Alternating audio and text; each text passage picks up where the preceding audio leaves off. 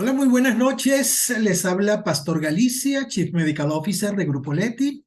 Hoy para mí es un verdadero placer en nombre de Grupo Leti darles la bienvenida a todas las personas que de manera tanto virtual como presencial se encuentran a punto de disfrutar de esta interesante actividad ya tradicional para los días jueves cada 15 días, los cafés seminario que se realizan desde el auditorio del Centro Clínico Dr. Marcial Ríos Morillo en la ciudad de Mérida.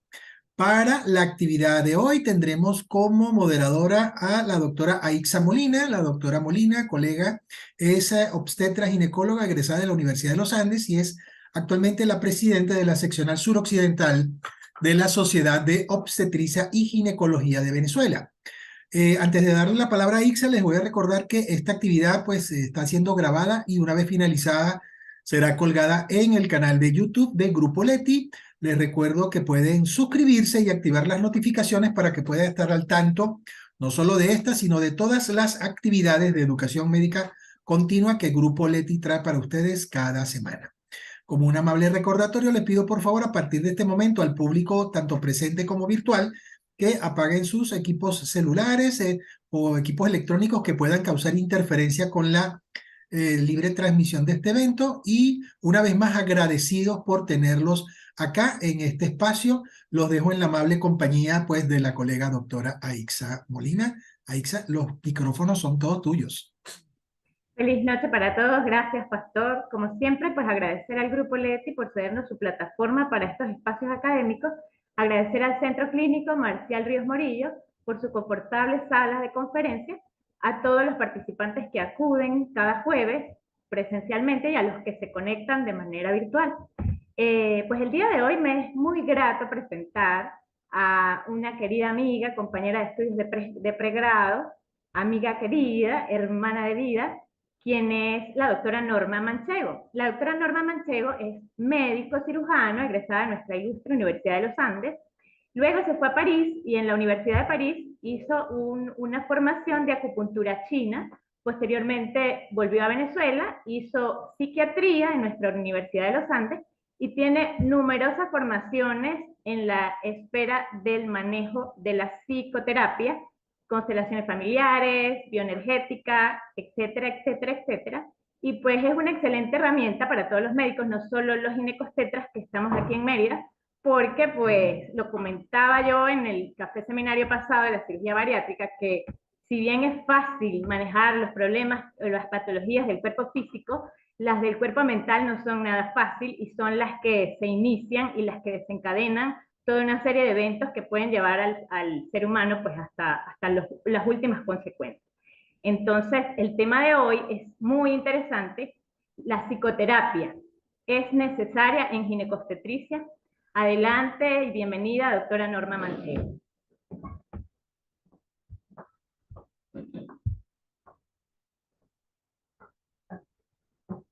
Hola, hola, ¿me escuchan? ¿Sí? A ver, ¿me ven?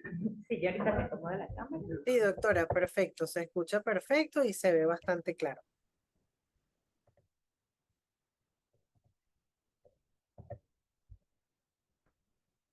Bueno, muchas gracias por la invitación. Vamos a hablar de un tema bien interesante, que si bien la pregunta que se propone hoy, psicoterapia en ginecología y obstetricia, es acaso necesaria, pareciera que la pregunta se responde por sí misma. Pero como decía mi padre, muchas veces el sentido común es el menos común de los sentidos. ¿Hasta qué punto los médicos, nosotros que estamos tratando con seres humanos, olvidamos la multidimensionalidad que tiene cada uno de los seres que acuden a nuestras consultas y colocamos de lado aquello que es tan importante y que de tal manera puede contribuir para la sanación y la recuperación completa de lo que es la salud en un ser humano, y es su psiquis? Psicoterapia en ginecología y obstetricia es necesaria. La agenda. Vamos a hablar rápidamente sobre el propósito de esta reunión. Vamos a tratar de despejar la incógnita acerca de ciertas interrogantes. Vamos a definir rápidamente a manera de recordatorio Se supone que como médicos ya debemos saber qué es la psicoterapia, pero vamos a recordarlo. Vamos a hablar de algunos modelos de psicoterapia utilizados en la ginecología y obstetricia, quiénes son susceptibles de recibir psicoterapia. Vamos a recordar también cuáles son los beneficios de la psicoterapia. Vamos a hablar también, voy a explicarles un poco acerca de cómo yo ejerzo la psicoterapia siendo médico, especialista en acupuntura tradicional china, psiquiatra y con una nueva formación en medicina ayurveda, medicina de la India. Finalmente voy a relatarles rápidamente 4 o 5 casos clínicos atendidos por mi persona en conjunto con ginecólogos obstetras especialistas en fertilidad y sus resultados, para finalizar con una reflexión, las conclusiones y si ustedes tienen preguntas. El propósito de esta reunión es despejar en qué consiste la psicoterapia, entregar información acerca de es necesaria, dónde están sus bases, cuáles son los pacientes que son susceptibles. El propósito de la psicoterapia es de alguna manera desentrañar el modelo o el paradigma personal que cada ser humano se establece como experiencia o producto de la experiencia. La psicoterapia es la intervención en la psiquis.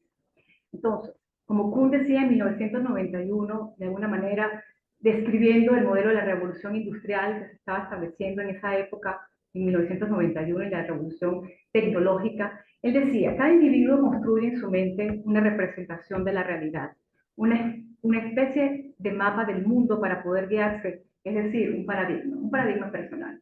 A este paradigma personal entramos los psicoterapeutas. Los psicoterapeutas entran en ese modelo construido gracias a las experiencias. El paciente, de alguna manera, o el consultante llega con una dificultad a resolver, una dificultad que puede ser intrapersonal o que puede ser interpersonal, puede ser una dificultad para manejar una situación de conflicto en sus vidas, y interviniendo con modelos, con estrategias, se transforma, se entiende, se comprende, se trasciende y se incorporan herramientas para solucionar el conflicto. Interrogantes a despejar. Entonces, ¿quiénes son susceptibles de recibir psicoterapia? ¿Sirve la psicoterapia? ¿Acaso yo necesito psicoterapia? ¿Acaso alguna vez yo he necesitado psicoterapia y he creído que puedo solo con eso? ¿Acaso yo estoy haciendo todo lo que tengo que hacer por mis pacientes cuando solicitan una intervención desde el punto de vista de la ginecobstetricia? ¿Acaso no solamente estoy fragmentando a un ser que es multidimensional y que se comporta de un cuerpo, una mente y un espíritu? ¿Hasta qué punto estoy negando una parte de sí mismo y no estoy interviniendo como debe ser? Orígenes de la psicoterapia. Esto es muy gracioso porque cuando yo estudié medicina, yo pensé que iba a ser ginecólogo obstetra. La vida me llevó a estudiar psiquiatría, estudiar primero medicina tradicional china, luego a ser psiquiatra, luego a trabajar la psicoterapia, luego la medicina energética de Ayurveda. Pero resulta que el origen de la palabra de la obstetricia viene de la mayéutica. La madre de Sócrates en Grecia era partera. Y Sócrates, admirando a su madre, el trabajo que hacía, descubrió que existía una manera de ayudar a parir al otro. Y fue lo que él de alguna manera describió como el método socrático. Es decir, la pregunta justa y necesaria que se le hace a un individuo, una pregunta que emana de un ser despierto, de un ser consciente, de un ser que conoce la mente, para permitirle que él se para a sí mismo y convertirse en el ser que puede llegar a ser. Ese es el origen de la mayéutica, el origen de la psicoterapia. De alguna manera se relaciona con la obstetricia. De alguna manera yo terminé siendo obstetra. Soy psiquiatra, pero soy obstetra de la psiquis de mis consultantes y de mis pacientes. Aquí leo rápidamente. La creación de la mayéutica, es decir, del modelo psicoterapéutico que se deriva de Sócrates, que se debe de él su nombre. Su nombre proviene de la obstetricia. Su significado quiere decir hacer parir, dar a luz una verdad latente en la mente del individuo o bien ayudar a nacer a un pensador. ¿Quiénes son susceptibles en ginecobstetricia de beneficiarse de la psicoterapia? En primer lugar, el médico. Esa es mi recomendación. Segundo, los pacientes con antecedentes de abuso sexual. Ustedes, me imagino que en sus trabajos se han dado cuenta en la intimidad de ese ambiente seguro que es la consulta de ginecología y obstetricia, el número de pacientes abusadas sexualmente o que participaron en un juego de descubrimiento sexual en la infancia y que todavía siguen portando en sí mismas las consecuencias de esos eventos. Entonces, las pacientes con antecedentes de abuso sexual son susceptibles de mejorar en un proceso psicoterapéutico. Las pacientes con trastornos de conducta alimentaria, esas mujeres con anorexia, con bulimia, con trastorno por atracón, generalmente tienen alguna dificultad con la imagen femenina, ¿sí? Con las redondeces y las voluptuosidades que las hacen mujeres. También tienen alguna dificultad desde el punto de vista de la biodecodificación con la imagen materna y con el amor materno que recibieron. Las mujeres con síndrome premenstrual, las mujeres con alteraciones del disfrute sexual, las dificultades de pareja, la viudez. No olvidar a las mujeres viudas que van a consulta, ya se sienten solas, ellas también necesitan el apoyo psicoterapéutico. La hipertensión inducida por el embarazo, la hiperemesis gravídica, la menopausia, las enfermedades de transmisión sexual, todos los tipos de cáncer en la esfera ginecológica y otras alteraciones ligadas al embarazo y puerperio. Imagino que en este momento ustedes también se deben estar imaginando algunos otros casos que no estoy mencionando en este momento. Entonces, la psicoterapia consiste en una intervención en la psiquis gracias a diferentes modelos. Actualmente se reconocen más de 36 modelos de psicoterapia, que consiste de alguna manera en intervenir ese paradigma personal para reconocerlo, identificarlo, desestructurarlo, estructurarlo de nuevo, adquiriendo herramientas y transformando el conflicto de ese ser en una situación que lo haga vivir conscientemente. Modelos de psicoterapia. Bueno, dije que habían 36, tenemos, para nombrar algunas, la terapia de apoyo, que es algo que ustedes pueden hacer con sus pacientes. No necesitan ser psicoterapeutas y no todas las pacientes tienen que ir a psicoterapia, pero el ginecólogo obstetra puede de alguna manera leer sobre terapia de apoyo. Es una manera muy simple de acompañar al paciente en caso de una pérdida, en caso de una muerte, en caso de alguna dificultad, y es muy valiosa. Simplemente consiste en escuchar atentamente, mirando a los ojos al paciente y preguntándole, haciéndole preguntas abiertas, a ver de qué manera ese paciente o esa consultante, respondiendo a esas preguntas, logra encontrar respuestas. También tenemos el modelo de la psicodrama, tenemos el modelo de la terapia de Rogers, no las voy a describir todas, la terapia gestáltica, el análisis transaccional, la terapia breve sistémica, la programación neurolingüística, la terapia cognitiva conductual y la logoterapia. Esta última es bien interesante porque tengo una formación en logoterapia. Proviene del psiquiatra Viktor Frankl. Él vivió en Auschwitz, estuvo 4 años en Auschwitz, perdió todo su sistema familiar, su esposa embarazada murió en un campo de concentración, y él, previo a estar internado preso en Auschwitz, ya tenía más o menos armado ese modelo de psicoterapia. Ese modelo consiste en ayudar a identificar al consultante su sentido de vida, su propósito de vida. Viktor Frankl decía: aquel ser humano que no encuentra esperanza en la vida, no encuentra un propósito. La desesperanza es vivir sin propósito. Este modelo de psicoterapia actualmente está revolucionando la psicoterapia a nivel mundial con excelentes resultados.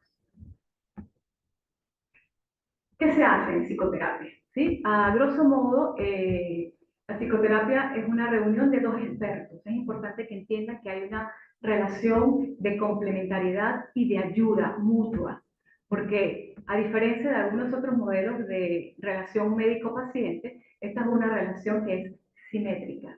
No hay una autoridad. El terapeuta no tiene autoridad sobre el paciente. Es más, el paciente o el consultante debe ir voluntariamente. Luego, se supone que el paciente es experto en su vida y está de frente a un experto en psicoterapia. Entonces, es una reunión de expertos. La psicoterapia es una reunión de expertos. El psicoterapeuta, el psiquiatra, el psicólogo, aquel terapeuta que ejerce de alguna manera el arte de la psicoterapia, valida a su paciente. Nunca duda de lo que él dice. Él sabe que lo que el paciente está viviendo se corresponde a su sistema y a su modelo, a su paradigma que ha construido en base a su experiencia.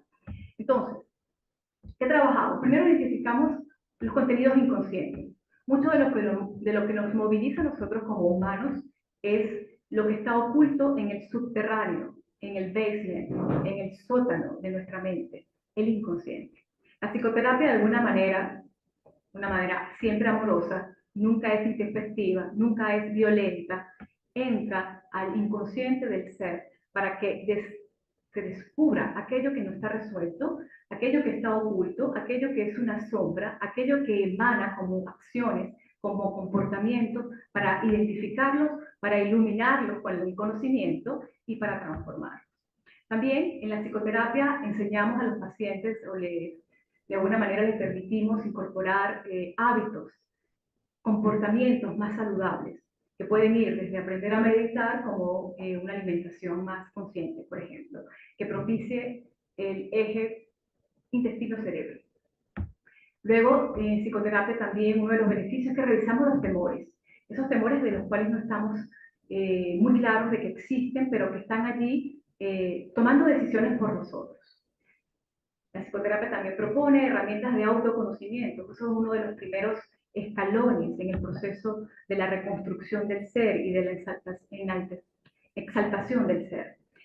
Manejo de situaciones de conflicto, también la psicoterapia actúa con excelentes resultados en conflictos intrapersonales, es decir, cuando el conflicto es conmigo mismo, conmigo misma, y en conflictos interpersonales, en mi pareja, con mis hijos, con mis compañeros de trabajo, etc.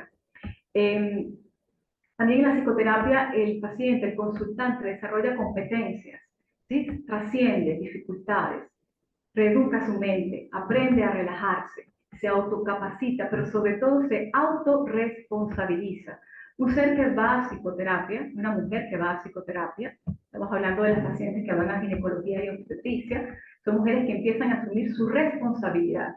Ya no es mi marido, ni son mis hijos, ni mi vecino, ni el sistema, ni la economía la que es responsable de mi dificultad. Soy yo y ese modelo que he construido en base a mis creencias, a mi experiencia, la que ha de alguna manera limitado mi desarrollo como persona y la resolución del conflicto que en este momento estoy trabajando en psicoterapia. En fin, la psicoterapia enseña al ser que consulta a vivir de una manera más consciente. La práctica. En este momento les voy a hablar sobre mi modelo de psicoterapia. En psiquiatría en la Universidad de los Andes, el doctor Trino Batista nos decía que él nos enseñaba, o que el servicio nos enseñaba, un modelo de psiquiatría y de psicoterapia ecléctica. ¿Sí? Era un modelo que tomábamos lo mejor de los modelos de psicoterapia, valga la redundancia, para adaptarlo a las necesidades del paciente. Eso fue lo que yo hice. Yo tomé la medicina tradicional china, tomé la logoterapia, tomé la psiquiatría, tomé por supuesto mis conocimientos médicos, tomé los conocimientos en psiquiatría, es decir, no olvidar que hay enfermedades mentales, ¿sí? Y convertí todo eso en un modelo particular.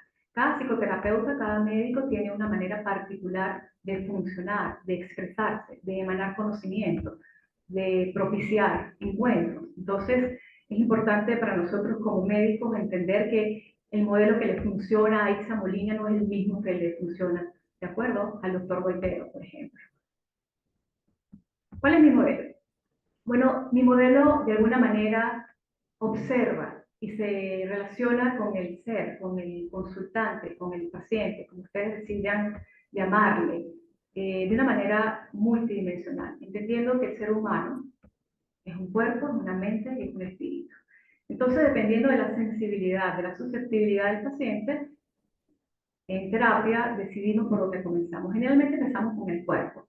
Si el vehículo físico no está competente, no está bien nutrido, no está bien descansado, no está bien relajado, ¿sí? No tiene todas sus potencialidades biológicas activas, muy posiblemente va a ser cuesta arriba sanar de una condición médica o de un parto, de un posparto, un puerperio, una hipertensión, una diabetes gestacional. Entonces, ¿qué proponemos nosotros? ¿Qué propongo yo en particular? ¿No? La revisión del funcionamiento del sistema intestino-cerebro. Recordar que el intestino es el segundo cerebro, para mí es el primero. Allí se produce el 80% de los neurotransmisores y neuromoduladores del cuerpo. Allí está la microbiota intestinal, allí está el microbioma intestinal, y que muchas veces nuestros comportamientos ni siquiera están decididos por nosotros mismos, sino por esos bichitos que habitan nuestro cuerpo. Entonces, muchas mujeres estreñidas, muchas mujeres con colon irritable, muchas mujeres con insomnio, muchas mujeres con ansiedad, muchas mujeres con alteraciones del comportamiento o alteraciones en estabilidad del ánimo, tienen una patología intestinal no identificada. Muchas de estas mujeres van a mi consulta con un trastorno de ansiedad, han pasado por ginecólogos, obstetras, cardiólogos, ¿sí? Internistas, etcétera, etcétera, y ninguno le ha preguntado por sus hábitos intestinales. Ninguno le ha preguntado usted cómo se alimenta. Ninguno le ha preguntado acerca de sus hábitos de evacuación, por ejemplo. Entonces, en terapia, en psicoterapia, para poder llegar a la mente, primero tenemos que sanar al cuerpo. Luego, en psicoterapia, en mi modelo particular, trabajamos la alimentación consciente. Esta alimentación consciente es no inflamatoria. Se suspende todo alimento que es considerado inflamatorio, inflamando, por supuesto, el intestino, en primer lugar, y, por supuesto, dificultando el funcionamiento del intestino, alterando directamente el funcionamiento del cerebro, entendiendo algo muy importante, que la mente no está en el cerebro. El cerebro es un receptor de información. La mente está en cada una de las células del cuerpo humano. Entonces, la alimentación consciente es evitar todo lo que es proinflamatorio. La alimentación consciente, dirán ustedes, ¿de dónde viene ese modelo? Viene del modelo de la India, del modelo de la medicina tradicional china. Esa gente hace 6.000 años, hace 8.000 años, ya sabía. No tenían microscopio, no tenían resonadores magnéticos, no tenían aparatos con emisión de positrones, ¿sí? Pero ellos ya tenían un conocimiento que nosotros hemos negado y el cual actualmente está permeando la medicina convencional. Entonces, la alimentación consciente es evitar todo lo que es lácteos, por ejemplo. ¿Sí? Todo lo que son carnes rojas. Las carnes rojas putrefactan en el intestino, alteran la microbiota intestinal. Los pacientes estreñidos enlentecen más el funcionamiento intestinal, por ejemplo. Los lácteos están llenos de hormonas, están llenos de antibióticos. Los antibióticos alteran la mucosa intestinal y por ende la producción de todas las sustancias que se generan y afectan también la inmunomodulación. En el modelo de psicoterapia que yo propongo también hay un apartado para el detox. Como dice el doctor Ludwig Johnson, tú no puedes dejar de estar mojado si no te sales de la regadera. Tienes que desintoxicarte y tienes que secarte. La desintoxicación implica de alguna manera la incorporación de ciertas sustancias que ayudan en el proceso de desintoxicación y de limpieza hepática e intestinal. Luego tenemos algunas sustancias que ayudan a rejuvenecer y tonificar el cuerpo. También identificamos el biotipo energético. El doctor Boitero no tiene el mismo biotipo energético que Alicia Molina, por ejemplo. Entonces, un ser humano que va a consulta en un modelo de psicoterapia energética identifica que no se puede estandarizar ni comparar, porque la hipertensión arterial inducida por el embarazo en una mujer, ¿de acuerdo?, de 28 años de Cuchille es distinta a la hipertensión arterial de una mujer obesa que vive en Maracaibo. Entonces, se empodera al paciente enseñándole a reconocer a qué biotipología energética pertenece. Rápidamente, el modelo tridóxico, es decir, hay seres que son vata, hay seres que son pitta, y hay seres que son kapha. Los vatas son predominantemente mente, generalmente cuando se descompensa, son muy creativos, cuando se descompensan, generalmente propician, ¿de acuerdo?, enfermedades de tipo nervios, alteraciones de los nervios, trastornos de pánico, miedo, ansiedad. El paciente pita o la persona que es pita, generalmente sus dificultades son de músculos y tendones, gastritis, úlceras, exceso de fuego en el cuerpo, diríamos nosotros. Son introspectivos, son impulsivos, son increíblemente líderes, son muy estructurados. Y los pacientes TAM son aquellas personas que prefieren el dulce al salado, por ejemplo, y que cuando se descompensan en su configuración energética, alimentándose de manera inadecuada, se tornan completamente oscuros, depresivos, ideas suicidas, inertes, depresivos, acostados en un colchón viendo televisión todo el día. Entonces, el ser humano, cuando va a psicoterapia, en el modelo que yo propongo, identifica cuál es su modelo energético. Para él mismo, indagar, estudiar, comprender cuál es el modelo de alimentación que me conviene, hacer las correcciones justas y necesarias y estabilizar hasta la armonía. Finalmente, trabajando el cuerpo, pues de alguna manera enseño al paciente de alguna manera a incorporar hábitos, ¿sí? Y un estilo de vida más saludable. Luego de que el cuerpo está de alguna manera, fue al taller de la tonelía y pintura, por decirlo de una manera graciosa, trabajamos la mente, ¿sí? ¿Cómo? Revisamos la infancia, revisamos al padre, revisamos la madre, revisamos los modelos de contención, revisamos la fratría, el número de hermanos, qué posición tenía ese ser, ¿sí? En la familia, los modelos transgeneracionales, ¿sí? La terapia transgeneracional funciona, ¿sí? Lo he experimentado en mi experiencia, en valga la redundancia, como psicoterapeuta después de 10 años. Identificar esos patrones repetitivos que se transmiten de generación en generación por un mecanismo que aún desconocemos, pero que todos hemos de alguna manera identificado.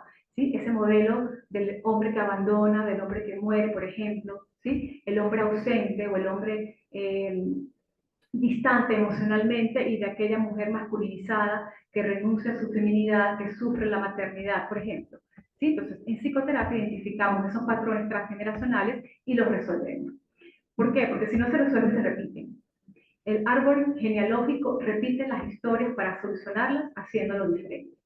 Luego revisamos creencias, traumas, este paradigma personal, los asuntos pendientes, los asuntos no resueltos, así sean duelos de la adolescencia, ¿sí? El primer noviecito, la muerte de la abuela, ¿sí? Las dificultades económicas de mi padre. Todas esas situaciones generan traumas y conflictos intrapsíquicos que luego, como adultos, resuenan, florecen y marcan pautas. Tratamos el síntoma, no nos olvidemos que somos médicos. Si hay una depresión, se utiliza el fármaco, ¿sí? Pero siempre potenciando el aparato y la farmacología y la farmacia natural que tiene todo ser humano. Ningún antidepresivo, ningún ansiolítico va a actuar si el intestino no produce las sustancias necesarias para que el cerebro se regule. Psicoterapia, ya sabemos en qué consiste la psicoterapia. ¿Sí? Y finalmente, aquella persona que es susceptible, aquella persona que no es religiosa, porque no estamos hablando de religión, accede a un nivel superior, ¿sí? Que es el que yo me he percatado que de verdad sana, que es identificar y contactar con ese lado espiritual que yo poseo. Ese lado espiritual habla de aquellos valores espirituales, es decir, donde terminan los valores humanos, comienzan los valores espirituales.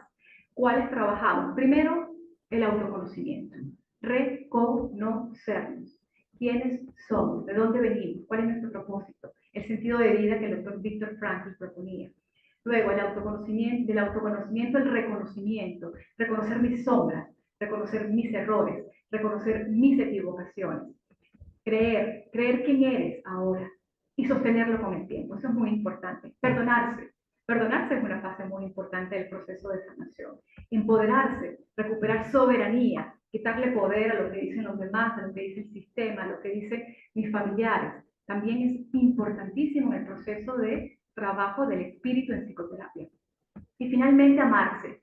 Amarse no para complacerse todos los gustos, para complacerse todos los caprichos. Amarse para ponerse límites. Amarse para autocapacitarse. Amarse para autorresponsabilizarse y finalmente ser un ser más consciente.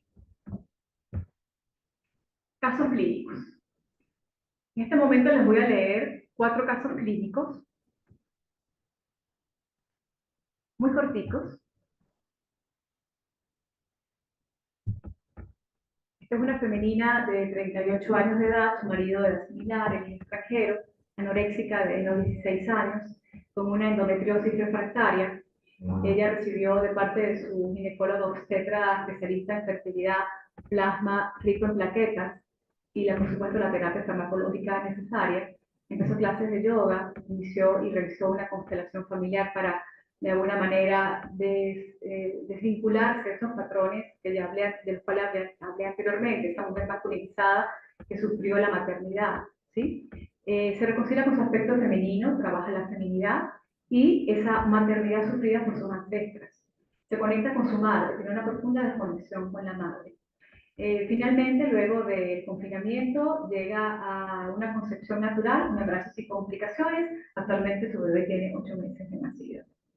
Luego tenemos una pareja en Colombia, una venezolana con un colombiano, ambos de 37 años, 7 años casados, 7 años buscando hijos. Ella con antimureriana baja, con una propuesta de fecundación in vitro, con ovodonación en varios centros de fertilidad en Colombia.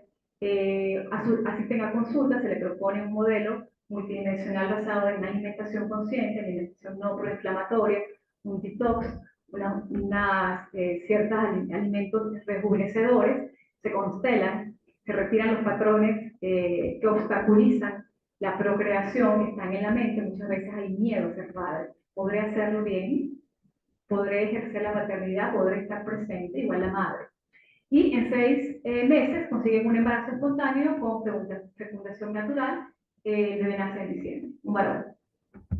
Luego tengo a una paciente, una historia bien importante de 33 años, acude a mi consulta porque le generaba mucha angustia, le detonaba a su profesor de posgrado una gran ansiedad y yo no entendía por cuál motivo se sentía de esa manera tan incómoda.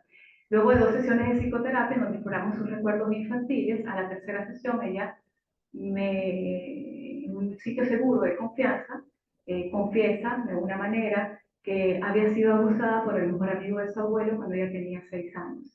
Y su profesor de tesis le recordaba a ese señor.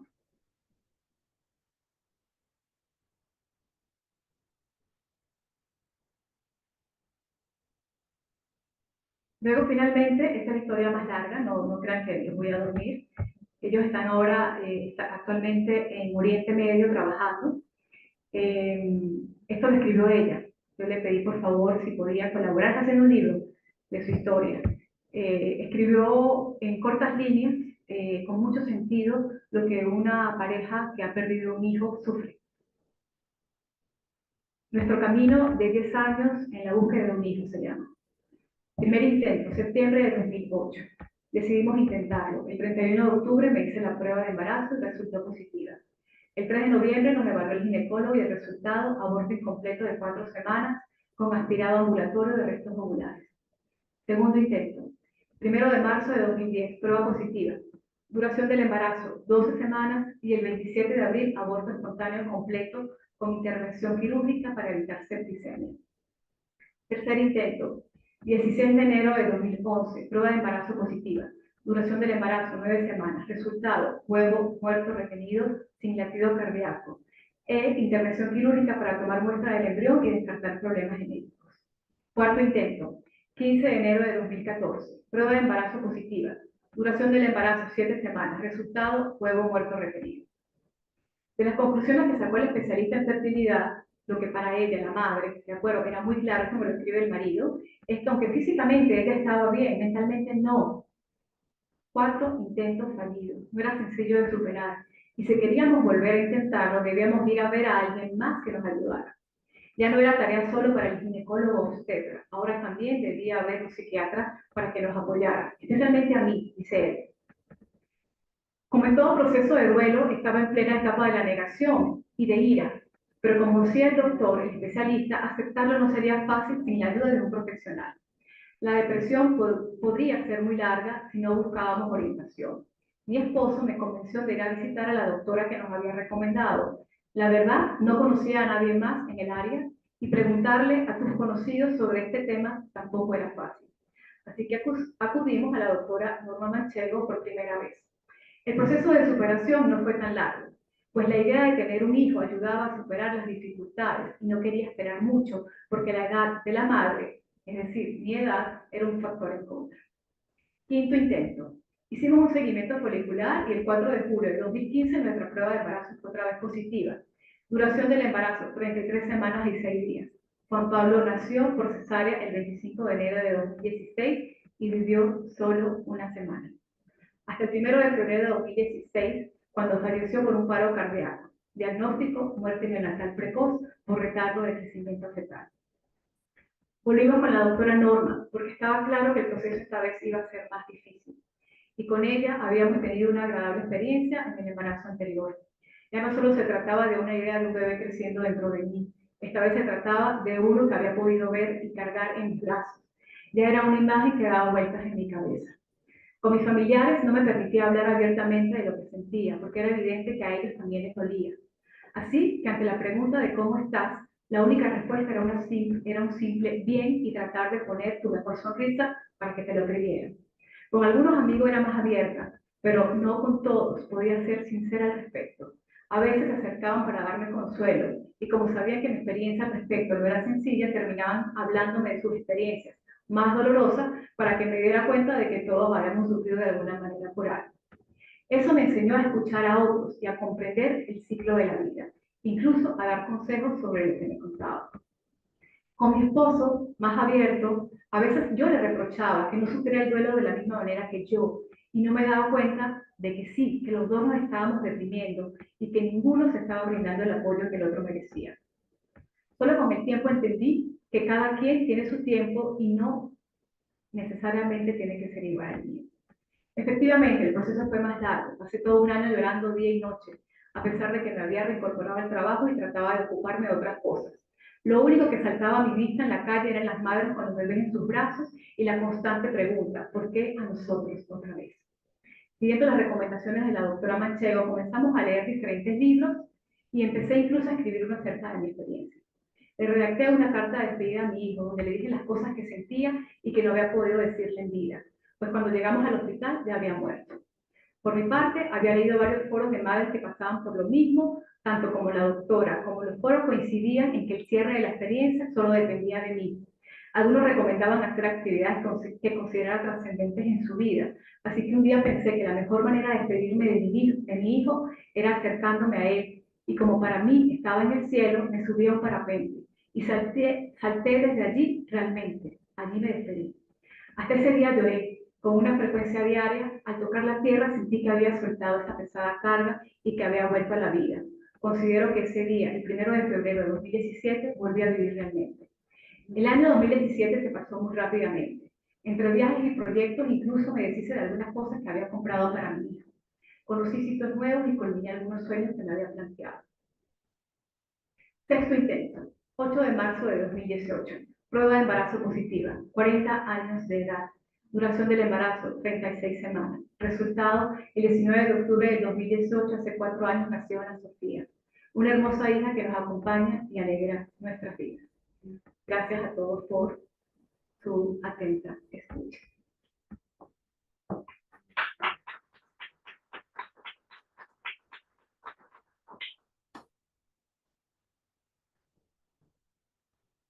¿Alguna pregunta?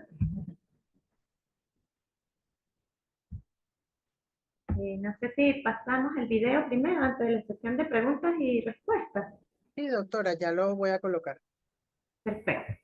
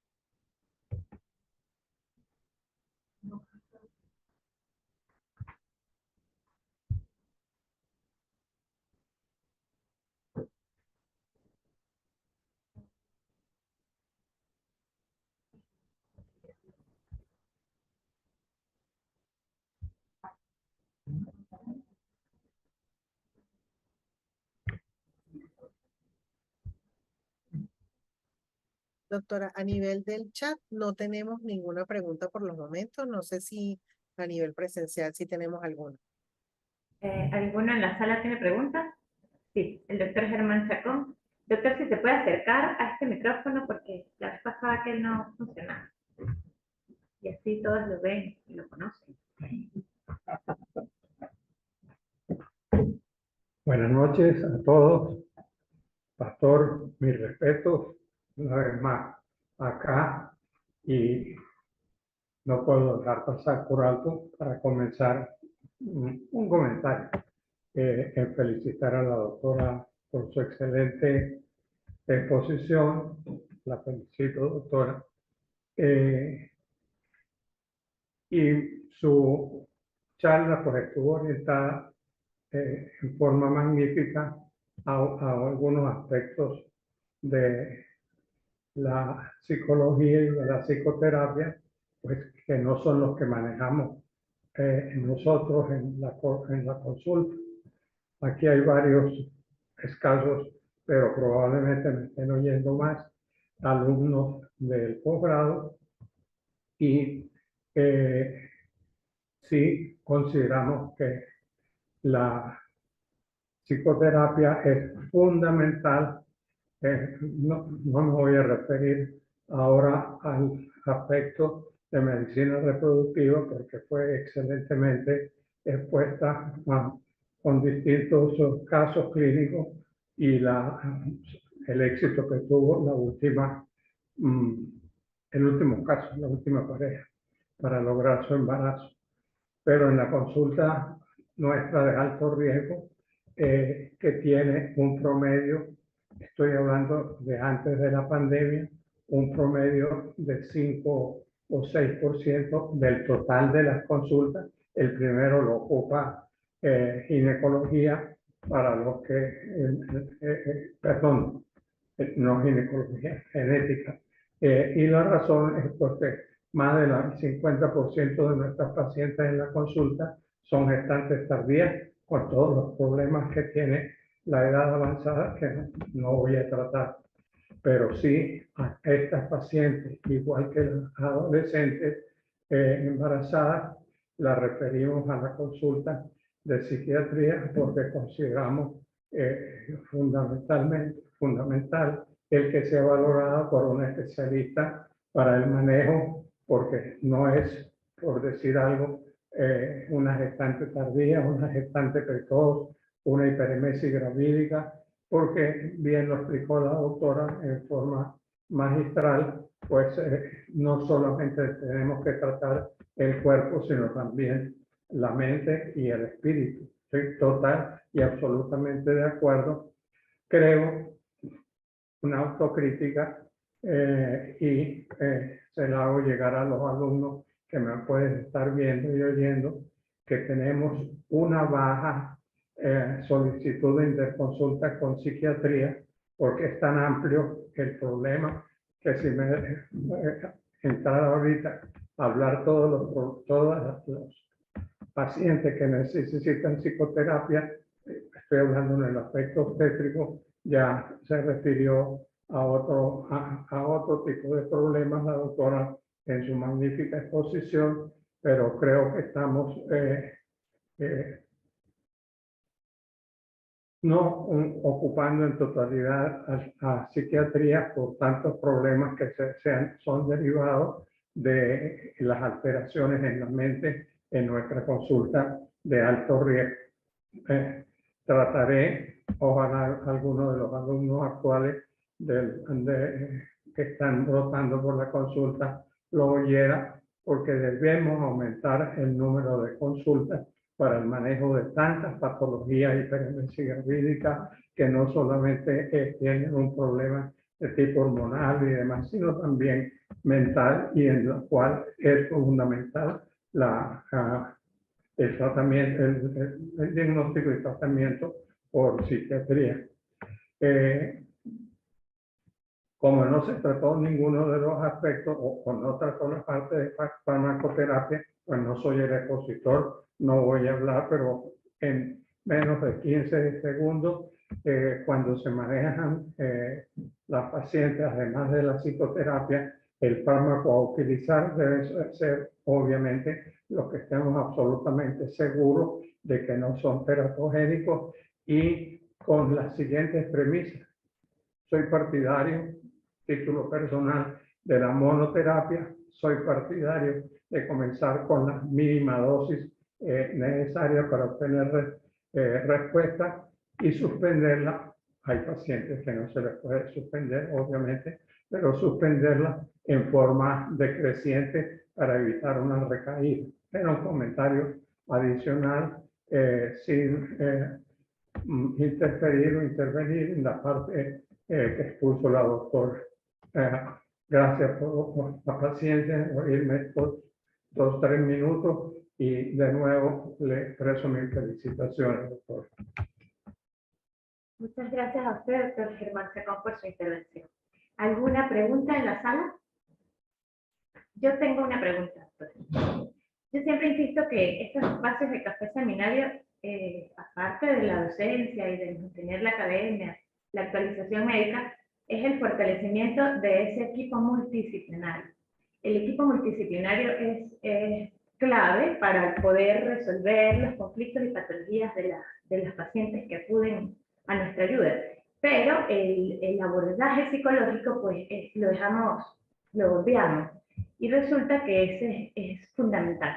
En mi subespecialidad, que es la fertilidad, yo he encontrado con la doctora Norma Manchego una alianza estratégica que es la clave del éxito, tanto para los pacientes que tienen a bien tener tratamientos de baja complejidad como aquellos que van a la alta complejidad.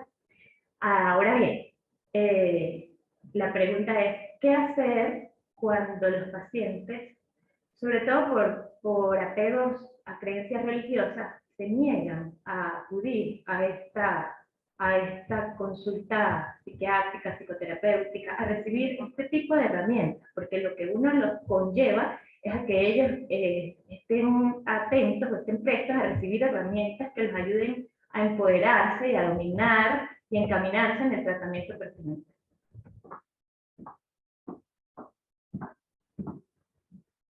Bueno, tú acabas de responder. O sea, los médicos tienen que convertirse en los vendedores de esperanza, ¿sí? En los vendedores de la psicoterapia, ¿sí? Y para eso la experiencia propia. Entonces, ¿qué le diría yo a un paciente? Permítase la experiencia de asistir a psicoterapia.